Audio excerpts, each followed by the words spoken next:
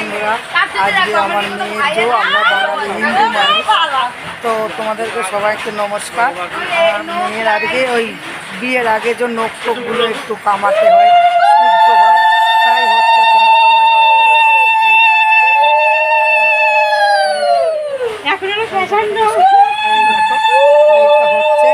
তোমরা সবাই দেখো, এই দেখো, এই যে এইগুলো হচ্ছে শুদ্ধ হচ্ছে মেয়ে, শুদ্ধ হচ্ছে মেয়ে। ওই জন্য আর কি তোমাদেরকে আশা করছি, মনে করছি সবাইকে দেখাবো। ওই জন্য এই মেয়েটার বিয়ে হচ্ছে। এই যে এখানে পুজো হচ্ছে, নাপিত ডেকে নিয়ে এসছে।